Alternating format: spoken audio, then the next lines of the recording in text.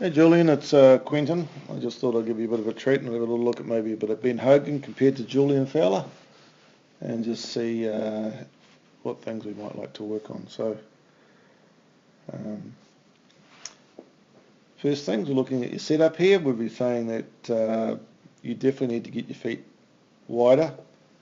A good starting point will be at least 3 centimetres, maybe a little more, maybe 4 centimetres. I also think that you've definitely loaded into your right side, so that's this side.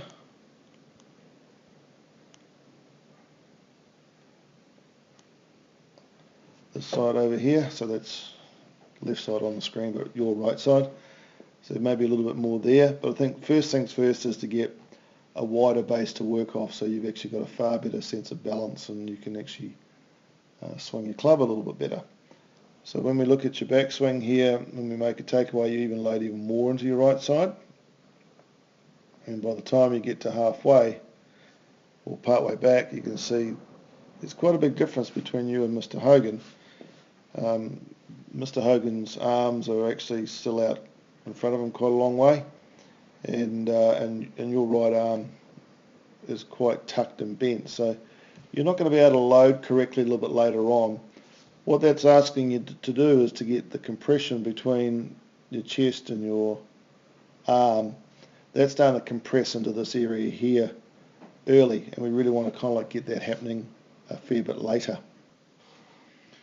Going a little bit further into your swing at 9 o'clock, you can see you're already loaded, and there's really not a lot more to do, whereas when you look at Mr. Hogan, when he comes down and starts down, he's actually compressing that club, or that left arm, into his chest here. He's starting down with that big compression. You can see how deep that elbow gets. Same point in time for you coming down, quite a few differences in the looks, and you can see your shoulders are on this angle, Mr. Hogan's are on this angle. If we look at your legs, your hips are already starting to open to the target, and definitely there's not much happening on this front foot. It's actually a little bit tucked in this way. If we looked at Mr. Hogan, we can see that actually it's tucked the other way. Now I think widening your stance will actually help that to happen more naturally, and that's definitely really important that we look at that. There's a little bit of sequence stuff going on there as well. So coming down into impact, you can see you're starting to back up and run out of room, what I call a pivot stall, so your hips can't carry on, and through the golf ball they're just stationary really. They're going up and down a little bit, but there's no real acceleration.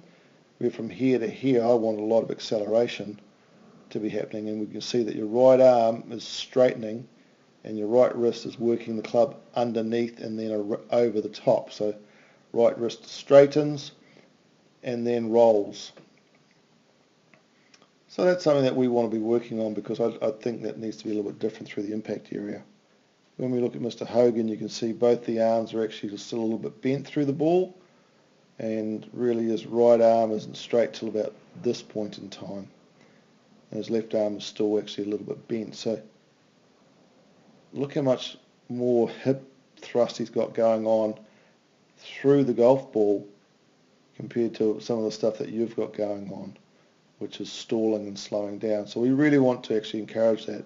Because he's got that wide stance, you can see the footwork's a little bit different as well. That right foot thrusting against the shaft and against the club, and then continuing to be thrust through there and actually gets dragged a little bit. And I actually think that that's ideal footwork. A lot of the people think that shouldn't be moving. I'm not one of those people. I believe that it should be moving and thrusting towards the target, and your hips need to be rotating even more aggressively after you've hit the ball, if anything, compared to stalling and slowing down. So where I'm at with what you're doing there, big fella, is that I'll be saying, well, we really want to be starting with your setup. Wider stance needs to be about 3 centimetres, if not 4 centimetres. We'd like to see you just a little bit more centred on top of yourself,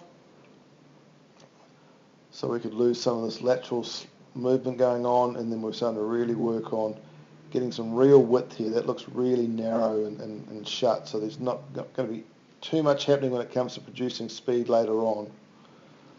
My view would be that this area is that the club feels wide, still wheel feels wide through here, and then from here the left arm compresses against the chest and it starts to feel narrow, and then wide through on this side again. Hope that helps what you're thinking. I'm sure we'll be having a catch up and a discussion.